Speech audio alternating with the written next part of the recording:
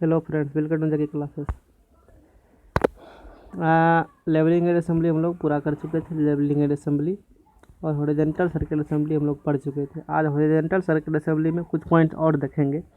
उससे पहले कुछ जरूरी सूचना हम कहना चाहेंगे। यदि इसका पीडीएफ लेना होगा तो टेलीग्राम का लिंक डिस्क्रिप्शन में दिया हुआ है और कमेंट बॉक्स में दिया हुआ है, वहाँ से ज्वाइन होकर के पीडीएफ ले सकते हैं।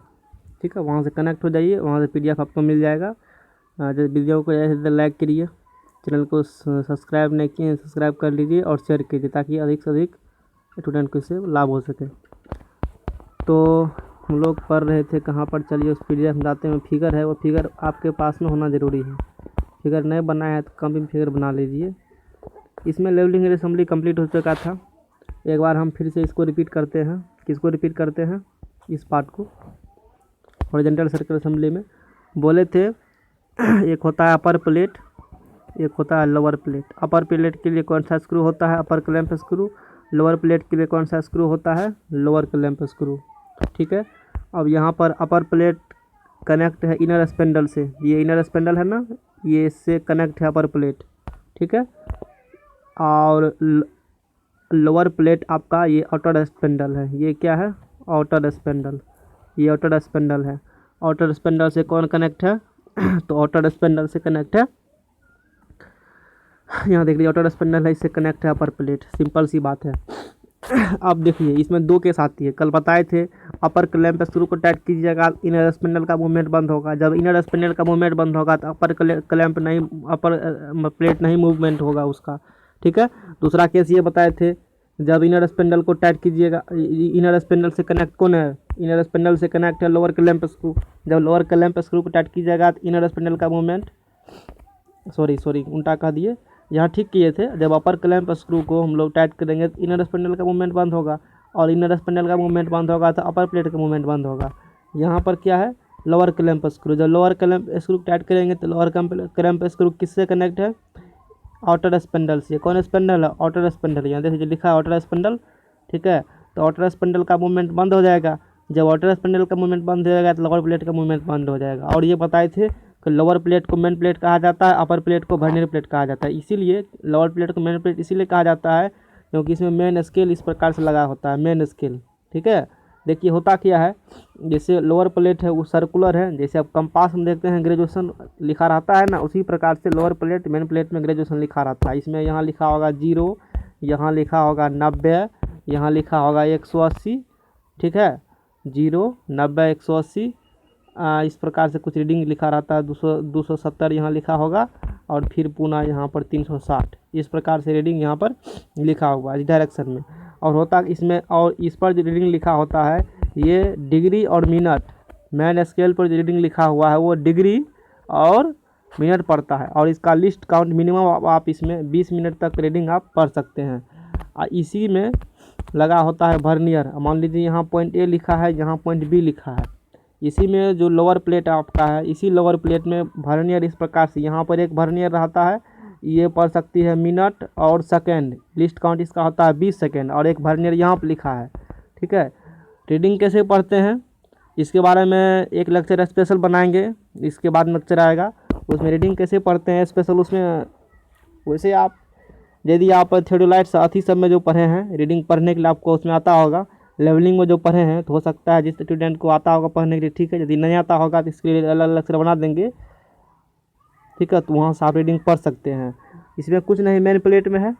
ठीक है, मेन प्लेट में इस प्रकार से ग्रेजुएशन लिखा हुआ रहता है, ग्रेजुएटेड सर्किल है।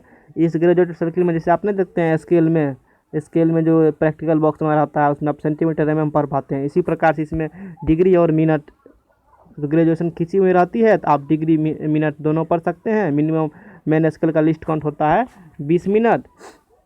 ठीक है, और एक वर्नियर स्केल यहाँ लगा होती है, एक वर्नियर स्केल यहाँ लगा होती है, जो कि वर्नियर स्केल किससे कनेक्ट है? अपर प्लेट से कनेक्ट है।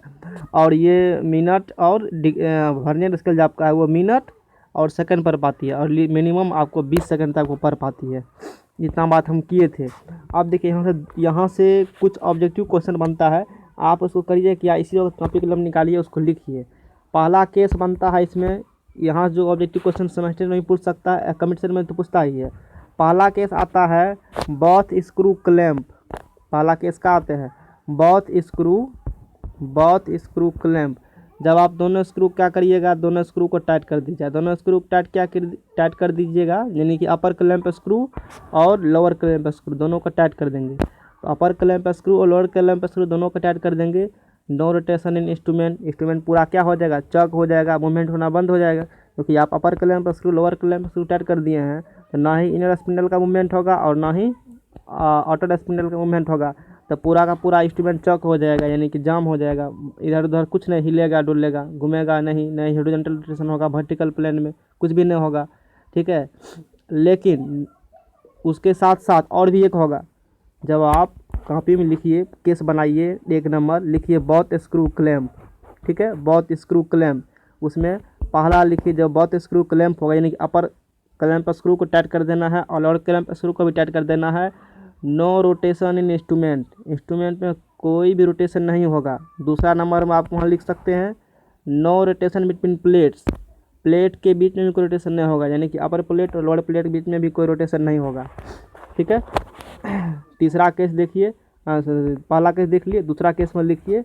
दूसरा केस में lower screw is clamp but upper screw lower when, case लिखना है आपको, when lower screw is clamp but upper is लूज्ड। क्या किए, lower screw is clamp, lower screw कहाँ है, लोअर स्क्रू इज क्लैम्प, इसको टाइट कर दिए, लेकिन अपर को क्या किए, लूज किए। अब देखिए लोअर को टाइट किए हैं और अपर को लूज किए हैं, ये बड़ा कन्फ्यूजन होता है, इसलिए ध्यान समझना है। किसको टाइट किए हैं, लोअर को, किसको खुला छोड़े हैं, अपर को।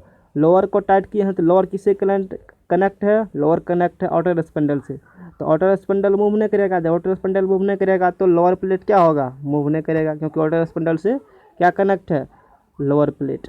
तो वहाँ पर लिखिए पहला दूसरा केस लिखे होंगे, when lower screw is clamp but upper is loosed then, उसमें 1 नंबर दे के लिखना है। उस कंडीशन में rotation will occur between upper and lower plate, उस कंडीशन में रोटेशन होगा, क्योंकि किसके बीच रोटेशन होगा, दोनों प्लेट के बीच में रोटेशन लिखना आपको है। वहाँ लिखिए rotation will occurs between upper and lower plate, upper और लोअर प्लेट में रोटेशन होगा। क्यों होगा रोटेशन, क्योंकि आप सिर्फ लोअर स्क्रू को क्लैम्प किए हैं, लोअर स्क्रू को क्लैम्प किए हैं तो लोअर प्लेट का मूवमेंट नहीं होगा, लेकिन लोअर प्लेट के ऊपर अपर प्लेट तो मूवमेंट करेगा ना। लोअर प्लेट के ऊपर अपर प्लेट का क्या होगा, लोअर प्लेट के ऊपर अपर प्लेट का तो मूवमेंट होगा। क्यों होगा, क्योंकि आप अपर क्लैम्प स्क्रू को टाइट तो किया नहीं है, इसलिए मूवमेंट होगा। ठीक है, उसी में 2 नंबर में एक लिखे, फिर इसका दूसरा लिखिए। दूसरा क्या लिखना है, outer spindle can't move but inner spindle will rotate. लिखिए वहाँ पर outer spindle can't move but inner spindle will rotate. अब देखिए ये तो पॉइंट सब है कॉपी में लिखने के लिए, लेकिन यहाँ समझ लीजिए, कुछ नहीं सीधा सीधा आपको याद हो जाएगा। आप लोअर क्लैम्प स्क्रू को टाइट किए हैं, लोअर क्लैम्प स्क्रू किससे कनेक्ट है, आउटर स्पेंडल से, तो आउटर स्पेंडल क्या होगा, कांट मूव, जो आपको लिखा है कॉपी में, outer spindle can't move but inner spindle भी रोटेट, लेकिन इनर स्पेंडल रोटेट करेगा। काहे करेगा, क्योंकि आप तो अपर क्लैम्प स्क्रू को टाइट नहीं किए हैं, तो ये तो रोटेट करेगा। और इसमें क्या पॉइंट लिखेंगे, देख लीजिए। एक चीज़ और बताते हैं, ये जो कंडीशन है 2 नंबर में जो कंडीशन आप लिखे हैं, when lower screw SCRAW, when lower screw is clamp but upper is loosed then, इस कंडीशन में इसी कंडीशन को यूज किया जाता है जब आप हॉरिजॉन्टल एंगल मेजरमेंट कीजिएगा। तो हॉरिजॉन्टल एंगल मेजरमेंट में हम ये चाहते हैं कि लोअर प्लेट का मूवमेंट नहीं हो। हॉरिजॉन्टल एंगल जब मेजरमेंट जब करेंगे, कैसे होता है मेजरमेंट हॉरिजॉन्टल एंगल जब हम बताएंगे, तो हॉरिजॉन्टल एंगल मेजरमेंट हम चाहते हैं लोअर प्लेट का मूवमेंट नहीं हो, लेकिन उसके ऊपर लोअर प्लेट के ऊपर वर्नियर प्लेट का मूवमेंट हो, सिर्फ किसका मूवमेंट हो, अपर प्लेट का। तब इसी 2 नंबर जो हेडिंग आप लिखे हैं उसी केस को यूज किया जाता है। क्या यूज किया जाता है, लोअर क्लैम्प स्क्रू को टाइट किया जाता है, ठीक है, और अपर क्लैम्प स्क्रू को लूज किया जाता है, इसको टाइट नहीं करेंगे। इस प्रकार से देख लेते हैं, ठीक है। तीसरा केस यहाँ पर लिखना आपको है, व्हेन अपर स्क्रू इज लूज्ड। इससे पहले किसको लूज किए थे, इसको लूज किए थे, अब किसको लूज करेंगे, इसको लूज करेंगे। Upper screw is loosed, upper screw क्या करेंगे, लूज्ड कर दिए, ठीक है। लिखिए कि इसमें 3 नंबर में when upper screw is clamped, ठीक है, बट लोअर इज लूज्ड। अब की बार लोअर लूज्ड किया गया है। एक मिनट उल्टा बोल दिए, when lower screw is clamped, इससे पहले किसको क्लैंप किए थे? लोअर स्क्रू को ना। अच्छा ठीक है, कोई दिक्कत नहीं है। इससे पहले इसको क्लैंप किए थे, लोअर स्क्रू को ना। लोअर स्क्रू को क्लैंप के इसको टाइट किए थे, ठीक है। इसको क्या किए थे? दूसरा केस में इसको टाइट किए थे, इसको ढीला किए थे। अब किसको टाइट करना है? अब टाइट करना है किसको? अपर क्लैंप स्क्रू को क्या करना है? टाइट करना है, इसको टाइट करना है। और इसको क्या करना है? इसको ढीला करना है, ठीक है। तो इसको टाइट किए हैं अपर क्लैंप स्क्रू को, तो अपर क्लैंप स्क्रू को टाइट किए हैं तो क्या होगा उस केस में? इनर स्पैंडल का मोमेंट मत वहाँ लिखिए। जब अपर क्लैंप स्क्रू को क्या करिएगा? टाइट कीजिएगा और लोअर क्लैंप स्क्रू को ढीला कीजिएगा, तो उस कंडीशन में इनर स्पैंडल का मूवमेंट होगा। किसका मूवमेंट होगा? इनर स्पैंडल का। और इनर स्पैंडल के मूवमेंट होगा तो अपर प्लेट का मूवमेंट होगा। लेकिन आप लोअर क्लैंप इनर स्पैंडल का मूवमेंट नहीं होगा, इसको टाइट किए हैं तो इनर स्पैंडल का मूवमेंट नहीं होगा। जब इनर स्पैंडल का मूवमेंट नहीं होगा तो अपर प्लेट भी मूव नहीं करेगा। बस इतना ही पॉइंट और कोई पॉइंट नहीं है, समझ में आ गया होगा। अब ज़्यादा नहीं समझना इसको है। अब देखिए इसमें क्या है, उसके बाद जो पॉइंट आती है इसके बाद जो पॉइंट है उसके बाद ये प्लेट लेवल ट्यूब है, ये देख सकते हैं, ये प्लेट लेवल ट्यूब है। नोट्स आपको पॉइंट लिखा दिया, शायद समझ में आ गया होगा। आप खुद से भी समझ सकते हैं, बोलने में हो सकता है कभी कभी उनका मिस्टेक हो गया होगा, लेकिन कंसेप्ट आपका क्लियर हो गया होगा, ठीक है। नए हुआ तो वीडियो फिर से चला कर देखिए, तो वहाँ पर कंसेप्ट क्लियर हो जाएगा, आपको कोई भारी गप नहीं है। उसके बाद ये प्लेट लेवल ट्यूब है, इस बारे में जानकारी दे चुके हैं। प्लेट लेवल ट्यूब के बाद जिस पर अब ये क्या है, यहाँ पर वर्टिकल सर्कल है, ये वर्टिकल सर्कल है। इस वर्टिकल सर्कल को कंट्रोल करने के लिए, टाइट या ढीला करने के लिए वर्टिकल क्लैंप स्क्रू लगा है। सिंपलिटी बात, जब इसको टाइट कीजिएगा तो वर्टिकल सर्कल मूवमेंट नहीं होगा, जब इसको ढीला कीजिएगा तो वर्टिकल सर्कल मूवमेंट होगा। और ये क्या है? टेलीस्कोप है, ठीक है। अब एक होता है हॉरिजॉन्टल सर्कल, एक होता है, और यहाँ पर वर्नियर भी लगा है, वर्नियर फ्रेम है, ये वर्नियर फ्रेम है। एल्टीट्यूड लेवल ट्यूब है, यहाँ पर एल्टीट्यूड लेवल ट्यूब लगा है। ओरिजिनल फिगर जो है उस ओरिजिनल फिगर में भी देख सकते हैं। और एक उससे पहले इसको फिगर कंप्लीट कर लेते हैं, तो बार बार कहिएगा आप एक ही फिगर पर आ रहे हैं, ठीक है। ये हो गया वर्टिकल सर्कल, पूरा इंस्ट्रूमेंट के सेंटर से होकर जा रहा है। और देख लीजिए ये है हॉरिजॉन्टल सर्कल, हॉरिजॉन्टल ट्यूब, बाद में डिफिनेशन भी आएगा उसका, तो वहाँ आप देख सकते हैं। और यहाँ पर एक स्क्रू लगा है, यहाँ पर टेंजेंट स्क्रू लगा है। इसको कहा जाता है, ये जो देख रहे हैं इससे, इसको कहा जाता है स्टैंडर्ड या ए फ्रेम। ये स्टैंडर्ड या ए फ्रेम हो गया, ज़्यादा ज़रूरी नहीं है। और यहाँ पर क्या लगा होता है? हुक लगा होता है। ये किसका फिगर है? वर्नियर थ्योडलाइट का फिगर है। हॉरिजॉन्टल सर्कल असेंबली और वर्टिकल सर्कल असेंबली जो है वो देखिए इस प्रकार से है। ये है वर्नियर स्केल, और उसके ऊपर लगा है मेन स्केल या लोअर प्लेट लगा है। ये उसका इनर स्पैंडल आउटर स्पैंडल का अपना फिगर है, जो कि हम समझा दिए। अब ज़्यादा नहीं समझाना है, जैसे समझना कहिएगा, एक ही बात को 10 बार समझाते हैं, ठीक है। देखिए अब ये पार्ट कंप्लीट हो चुका है, ये पूरा आपको समझा दिए। वर्टिकल सर्कल भी समझा दिए, हॉरिजॉन्टल सर्कल भी समझा दिए, ठीक है। अब कुछ है, देखिए अब टेलीस्कोप के बारे में देखिए, जो इससे पहले पॉइंट आप पढ़ चुके थे। टेलीस्कोप के बारे में देखना है, जो कि टेलीस्कोप के बारे में है ना, line of collimation, line of site, वो चीज़ आप लेवलिंग में भी पढ़ चुके हैं। एक बार लेवलिंग में देखिए, ये डंपी लेवल फिगर देख रहे हैं, डंपी लेवल का है, तो वहाँ भी पढ़ चुके हैं। दोनों में सेम ही है, कोई अंतर नहीं है। लाइन ऑफ कोलिमेशन क्या होती है आपको समझना है। लाइन ऑफ कोलिमेशन क्या होती है? लाइन ऑफ कोलिमेशन कुछ नहीं है, एक इमेजनरी लाइन होता है। अब देख लीजिए ये क्या है, ये टेलीस्कोप है। टेलीस्कोप का ये ऑब्जेक्ट पीस से, इससे आपको ऑब्जेक्ट देखना है। ये आई पीस से, इससे आपको, यानी कि यहाँ पर आँख होता है, यहाँ से आप वस्तु को देखिएगा, यहाँ से वस्तु को देखिएगा। इधर ऑब्जेक्ट्स, यहाँ से आँख है, आँख के थ्रू इधर वस्तु को देखा जाता है, यानी कि इसे आई पीस नाम दिया गया, इसे ऑब्जेक्ट पीस नाम दिया गया है, ठीक है। अब इसमें दो एक्सिस होती है, एक है लाइन ऑफ कोलिमेशन और दूसरा है telescope axis. Line of collimation क्या होती है? एक इमेजनरी लाइन है, ठीक है, किससे पास होता है, इतना आपको याद रखना है। लाइन ऑफ कोलिमेशन क्या है? एक इमेजनरी लाइन है, कल्पना किया गया है, वास्तव में कैसा कोई लाइन एग्जिस्ट नहीं करता है। ये किससे पास होता है? विच passes through centre of objective lens. जो ऑब्जेक्टिव लेंस है, कौन है objective centre of objective lens? ये है, ये सेंटर देख रहे हैं ना, इसे ही कहा जाता है centre of objective lens and centre of diaphragm. ये डायफ्राम हो गया। डायफ्राम में क्या होता है? डायफ्राम में क्रॉस ईयर्स है। डायफ्राम में क्या लगा होता है? Cross years. तो लाइन ऑफ कोलिमेशन किसे पास करेगा? Centre of objective lens, centre of objective lens and centre of diaphragm. इसे जो लाइन पास करेगा उसी को लाइन ऑफ कोलिमेशन या लाइन ऑफ साइट कहते हैं, ठीक है। लाइन ऑफ कोलिमेशन साइट एक ही का नाम है। उसके बाद है टेलीस्कोपिक एक्सिस। टेलीस्कोप एक्सिस क्या होती है? It is a line which passes through the centre of objective lens, centre of eye lens. ये किसे पास करेगा? सेंटर ऑफ ऑब्जेक्टिव लेंस इससे पास करेगा, और centre of eye lens, eye lens यहाँ हो गया, यहाँ से इससे जो पास करेगा टेलीस्कोपिक हो गया, समझ में आ गया होगा। उसके बाद देखिए लेवल ट्यूब के बारे में, जो हॉरिजॉन्टल लेवल ट्यूब के बारे में बात करेंगे। इसमें लिक्विड भरा होता है, कौन लिक्विड भरा होता है आगे देखेंगे। इसमें ग्रेजुएशन लगा होती है, ये मेटालिक केसिंग है, कनेक्ट होता है इस प्रकार से, ठीक है। उसमें भी लिक्विड भरा होगा। उस लिक्विड में ओल्ड समय में भरा जाता था ईथर या क्लोरोफॉल या अल्कोहल भरा जाता था, लेकिन आज के समय उसमें क्या भरा जाता है, प्यूरिफाइड सिंथेटिक अल्कोहल। क्यों भरा जाता है आज के समय में ये, क्योंकि इसका जो फ्रीजिंग पॉइंट यानी कि ये जो बनेगा सॉलिड -73 डिग्री सेल्सियस। बबल क्यों भरते हैं, बबल सेंटर में लाने के लिए भरते हैं, ताकि वो फ्रीज नहीं हो, तो फ्रीज नहीं हो ऐसा लिक्विड उसमें भरना है जल्दी वो फ्रीज ना हो, यानी कि फ्रीज ना हो मतलब क्या, ठोस नहीं बने।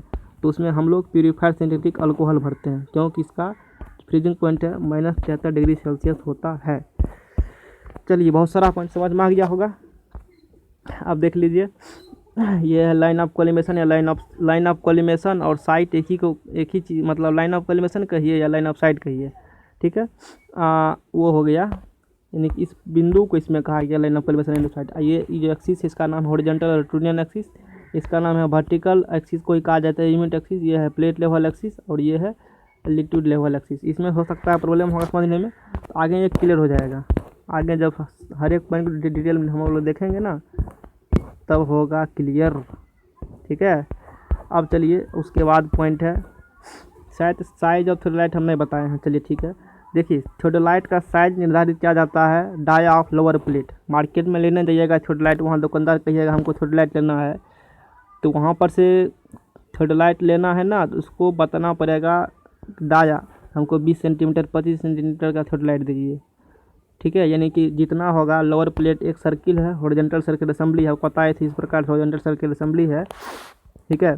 तो इसी के डायमीटर के अनुसार से मार्केट में थ्योडोलाइट मिलती है, तो आपको वहाँ कहना पड़ेगा अब ये किस किस डायमीटर का मिलेगा, ठीक है। तो the common size are 8 centimetre to 12 centimetre का, while 14 centimetre 25 centimetre instrument are use for triangular work. Triangular work के लिए आप 14 से 25 सेंटीमीटर का थ्योडोलाइट यूज कर सकते हैं, ठीक है। जितना बड़ा आप थ्योडोलाइट का साइज लीजिएगा, यानी कि जितना बड़ा लोअर प्लेट होगा तो रीडिंग थोड़ा सा मान लीजिए लिखा होगा हट हट के लिखा होगा, तो आपको पढ़ने में आसानी होगी, रीडिंग पढ़ने में आसानी होगी, तो अच्छा से रीडिंग आप ले सकते हैं, तो एक्यूरेसी आपका अच्छा होगा। यहाँ पर लिखा है, हिंदी में लिखे हैं, थ्योडोलाइट का साइज मेन प्लेट के डायमीटर से निर्धारित किया जाता है, वहाँ से आप थ्योडोलाइट का साइज निर्धारित कर सकते हैं। देख लीजिए एक पॉइंट सेंटरिंग है, सेंटरिंग अभी नहीं समझाएंगे, सेंटरिंग अभी ज़रूरी नहीं है, जब आएगा तब बताएंगे सेंटरिंग क्या होती है। आगे चलिए, ये भी समझा दिया आपको। और नोट्स ये सब जो पढ़ा नहीं पहले से भेजा हुआ है, और जो नया आज पढ़ाएंगे वो भी चला जाएगा टेलीग्राम पर, वहाँ से ले सकते हैं, तो आपको प्रॉब्लम नहीं होगी, ठीक है। बहुत अच्छा समझा रहे हैं आप, शेयर ओवर नहीं करते हैं, लाइक वुक नहीं करते, कमेंट कीजिए, ठीक है। क्या प्रॉब्लम आपको हो रहा है और इसमें क्या इम्प्रूव हम कर सकते हैं, ये जो देख रहे हैं ना, जब उसको खोलिएगा थ्योडोलाइट का अंदर का ऐसा कोई एग्जाम बने आएगा। अब यहाँ से देखिए ये बहुत इंपॉर्टेंट पॉइंट है, एग्जाम में सेमेस्टर में क्वेश्चन यही से पूछेगा, फेस लेफ्ट कंडीशन और नॉर्मल कंडीशन क्या होती है। फेस लेफ्ट कंडीशन मतलब होती है जहाँ आप खड़े हैं, ठीक है, पर ये फिगर से आपको समझा देते हैं तब समझ में आएगा। आप देख लीजिए यही कंडीशन है, इस कंडीशन को कहते हैं फेस लेफ्ट कंडीशन। क्या होता है, यहाँ पर आप खड़े हैं, जब आपके बाएं हाथ के तरफ यानी कि लेफ्ट हैंड के तरफ एक होता है फेस लेफ्ट कंडीशन, एक होता है फेस राइट कंडीशन। पहले आपको समझा रहे हैं फेस लेफ्ट कंडीशन क्या होती है। जब आपका वर्टिकल सर्कल लेफ्ट साइड में हो, आप यहाँ पर मान कर चल रहे हैं हम खड़े हैं, तो वर्टिकल सर्कल ये है तो लेफ्ट हैंड की तरफ है, तो फेस लेफ्ट कंडीशन कह देंगे। जब यही वर्टिकल सर्कल इधर चला आएगा तो उसे कह देंगे फेस राइट कंडीशन। यही है, देख लीजिए, यही फेस लेफ्ट कंडीशन होता है और यही फेस राइट कंडीशन होता है, कुछ नहीं है। फेस लेफ्ट कंडीशन और नॉर्मल, फेस लेफ्ट कंडीशन का दूसरा नाम क्या है, नॉर्मल कंडीशन, ये आपको ध्यान रखना है। यानी कि फेस लेफ्ट कंडीशन या नॉर्मल कंडीशन क्या होती है, when vertical circle is on the left side of the observer. जब ऑब्जर्वर के लेफ्ट साइड में हो वर्टिकल सर्कल, ठीक है, तो उसे कह देंगे हम लोग face left condition. This is generally use in practice, और फेस लेफ्ट कंडीशन को ही प्रैक्टिस में जनरली यूज किया जाता है। उसके बाद होता है face right condition. Face right condition क्या होती है, जब when vertical circle is on the right side of the observer. जब वर्टिकल सर्कल क्या होगा, आपके राइट साइड में होगा, तो उसे क्या कहेंगे, face right condition. It is called या नॉन एज इन्वर्टेड कंडीशन। दूसरा नाम इसका क्या हो गया, इसको कहा जाता है इन्वर्टेड कंडीशन, उल्टा condition. Not used in practice, practice में इसको यूज नहीं किया जाता है। अभी आप समझ लिए थे हॉरिजॉन्टल थी वर्टिकल क्या होता है, वर्टिकल एक्सिस समझ लिए थे, हॉरिजॉन्टल एक्सिस समझ लिए थे, तो आगे डिफिनेशन भी इसका आएगा तो वहाँ क्लियर हो जाएगा। उसके बाद समझिए प्लंगिंग, इसी का नाम है ट्रांजिक्टिंग, उसी का नाम है रिवर्सिंग। तो प्लंगिंग या ट्रांजिक्टिंग या रिवर्सिंग क्या होती है? ये एक प्रकार का प्रोसेस है टेलीस्कोप रोटेट करने के लिए। टेलीस्कोप इसमें क्या करती हैं, वर्टिकल प्लेन में और हॉरिजॉन्टल एक्सिस के अबाउट 180 डिग्री रोटेट करेंगे टेलीस्कोप को। कैसे रोटेट करना हॉरिजॉन्टल एक्सिस में? जैसे आप साइकिल का जो चक्का देखते हैं तो धुरी लगा उसमें चक्का नचता है, तो धुरी हो गया हॉरिजॉन्टल एक्सिस, उसका सेंटर पॉइंट से गुजरेगा हॉरिजॉन्टली, और उस पर चक्का नचाइएगा तो नच रहा है किस प्लेन में? वर्टिकल प्लेन में नच रहा है। उसी प्रकार से आपको प्लंगिंग या ट्रांजिक्टिंग या रिवर्सिंग, आप दिखा तो आपको नहीं सकते हम, क्योंकि मेरे पास तो लाइट है नहीं, तो यूट्यूब पर जाइए, वहाँ सर्च मारिए तो आपको उस प्रकार से मिल जाएगा, समझ में क्लियर कंसेप्ट हो जाएगा। तो प्लंगिंग या ट्रांजिक्टिंग या रिवर्सिंग क्या होती है? इट इज़ द प्रोसेस है टेलीस्कोप रोटेट करने के लिए। टेलीस्कोप हम लोग क्या करते हैं, हॉरिजॉन्टल एक्सिस के अबाउट टेलीस्कोप को वर्टिकल प्लेन में 180 डिग्री रोटेट करते हैं, यानी कि it is the process rotating telescope in vertical plane about horizontal axis by 180 degree. समझ में आ गया प्लंगिंग और ट्रांजिक्टिंग या रिवर्सिंग। उसके बाद जो स्विंगिंग है, it is the process rotating the telescope in horizontal plane about vertical axis. अब क्या करना है, इस कंडीशन में क्या किए थे, हॉरिजॉन्टल एक्सिस के बाद वर्टिकल प्लेन में रोटेट किए थे 180 डिग्री से। अब क्या करना है, बस उसको उलट दीजिए। अब करना है स्विंगिंग। स्विंगिंग में क्या करते हैं, टेलीस्कोप को रोटेट करते हैं किस प्लेन में?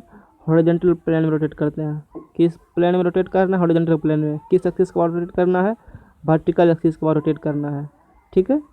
अब इसी में यदि आप रोटेशन कीजिएगा क्लॉकवाइज, ऐसे ऐसे क्लॉकवाइज ऐसे घुमाइएगा, ठीक है, तो उसको कहा जाता है राइट स्विंगिंग। तब उसको क्या कहेंगे, राइट स्विंगिंग।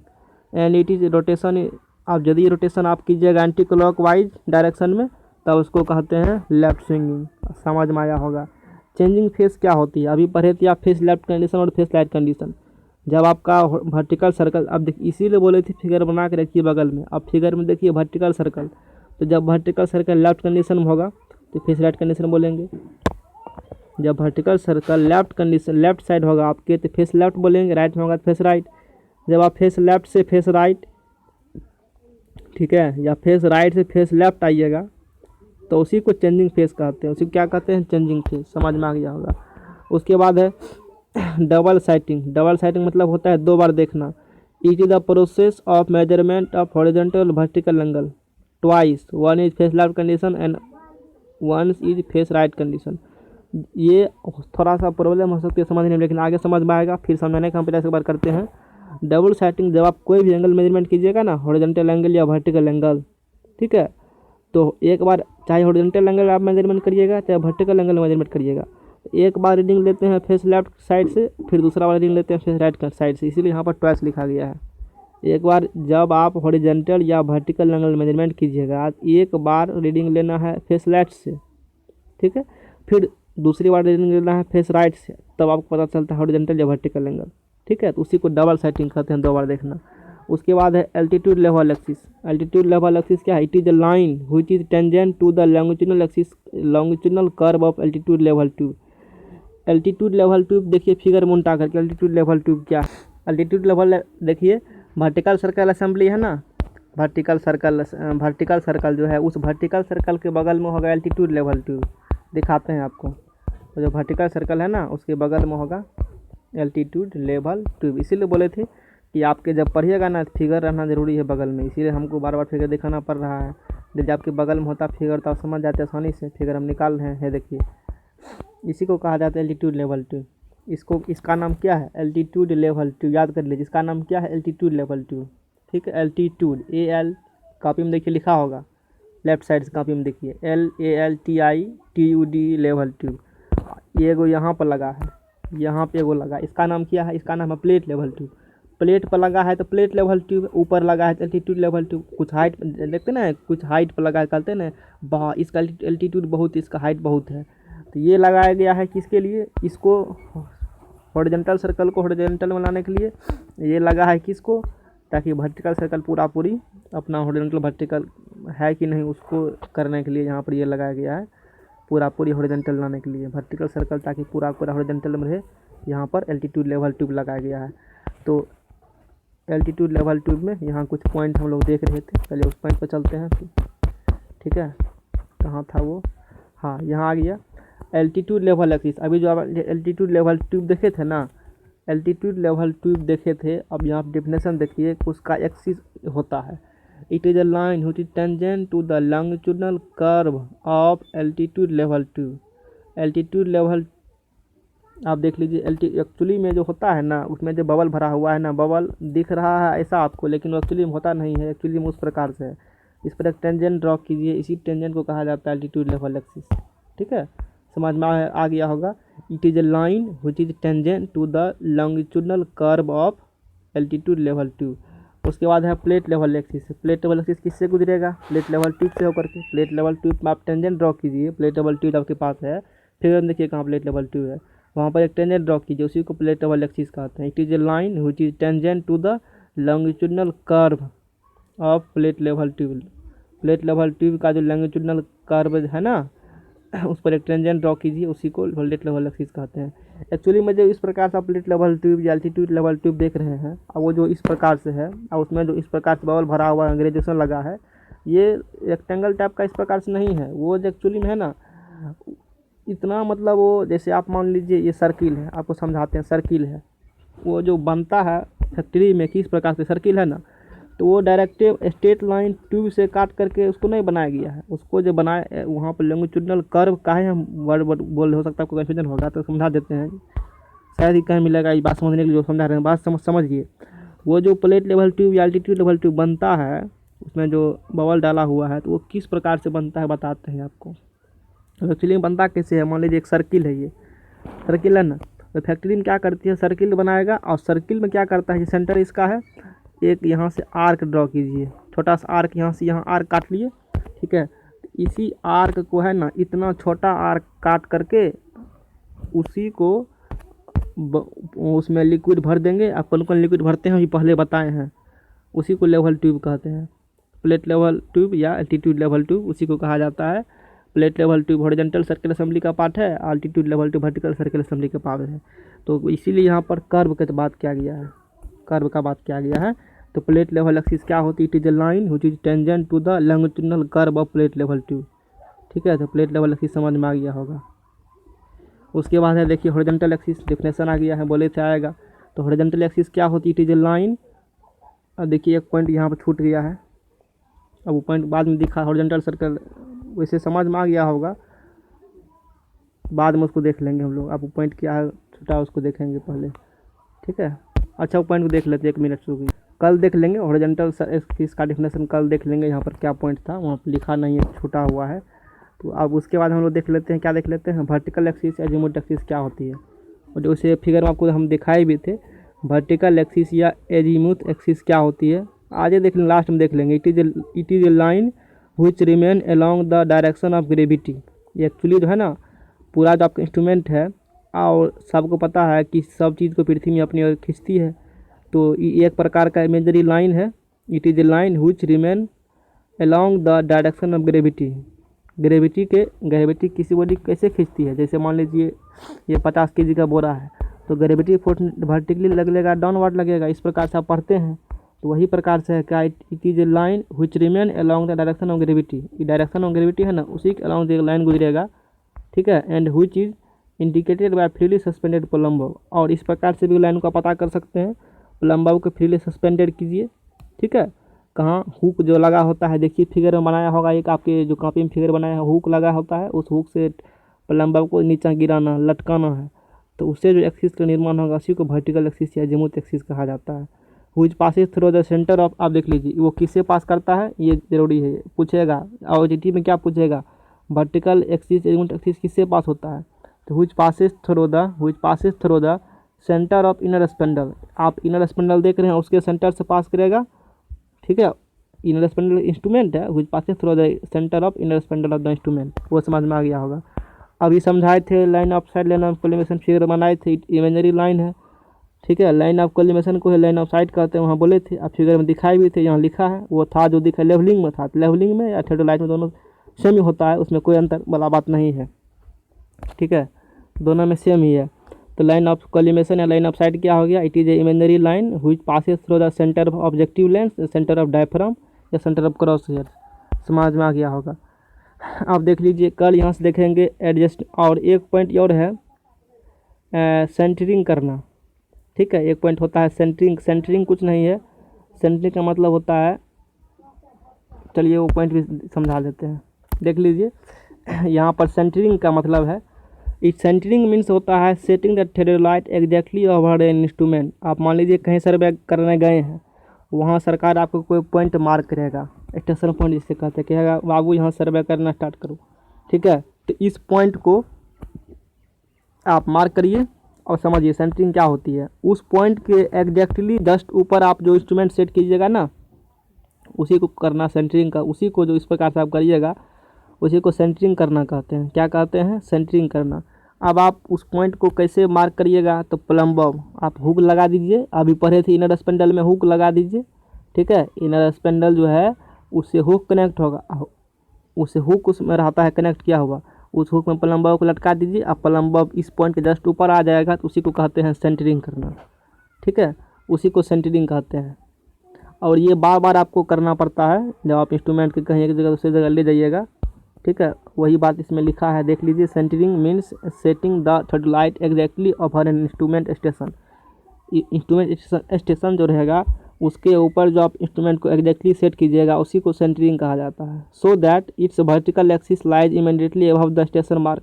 ऐसा करने में क्या होगा, जो वर्टिकल एक्सिस आपका है वो जस्ट उसके इमीडिएटली ऊपर चलाएगा। It can be done by means of plumber. ये किसके थ्रू करते हैं? Plumber through. Suspended from a small hook attach to the vertical axis of the theodolite. समझ में आ गया होगा। The centre shifting arrangement is provided with the instrument helps in easy and rapid performance. ये भी समझ में आ गया होगा। तो इसी को सेंटरिंग कहा जाता है, और कोई खास बात। अब देखिए इसका जो एडजस्टमेंट है ना, 12 नंबर में जो है क्या, एडजस्टमेंट इन वर्नियर थ्योलाइट। ठीक है, तो वर्नियर थ्योलाइट जो अभी जिस थ्योलाइट को फिगर कॉपी में लिखा है उसे वर्नियर थ्योलाइट कहते हैं। तो आप कहीं भी सर्वे करने जाइएगा, तो सर्वे करने से पहले आपको एडजस्टमेंट करना होता है उसका। तो वो एडजस्टमेंट दो प्रकार से किया जाता है। जो आप एडजस्टमेंट कीजिएगा, एडजस्टमेंट दो प्रकार से किया जाता है। तो दो प्रकार का एडजस्टमेंट होता है, एक होता है टेम्पोररी एडजस्टमेंट या स्टेशन एडजस्टमेंट इसे कहा जाता है, या परमानेंट एडजस्टमेंट। टेम्पोररी एडजस्टमेंट आप लेवलिंग में भी पढ़े होंगे, कहीं भी सर्वे करना जाते हैं ना, इंस्ट्रूमेंट को सेट आउट करना पड़ता है, उसी को टेम्पोररी एडजस्टमेंट कहा जाता है। यानी कि जब सर्वे करने के बाद जाइएगा कहीं फील्ड पर, तो एक जगह से इंस्ट्रूमेंट दूसरी जगह आप शिफ्ट कीजिएगा, या एक शहर से दूसरे शहर आप जाइएगा सर्वे करने, तो वहाँ पर आपको किसी भी इंस्ट्रूमेंट का एक टेम्पोररी एडजस्टमेंट होता है करना आपको, उसी को टेम्पोररी एडजस्टमेंट कहते हैं। फिर डेफिनेशन देख लीजिए, these adjustment are need to be carried at every station. ये जो एडजस्टमेंट आपका है ना, ये प्रत्येक स्टेशन में करना होता है। Hence they are known as station adjustment. इसीलिए इसको हम लोग क्या कहते हैं, इसीलिए इसको कहा जाता है स्टेशन एडजस्टमेंट भी, इसीलिए इसको स्टेशन एडजस्टमेंट भी कहते हैं।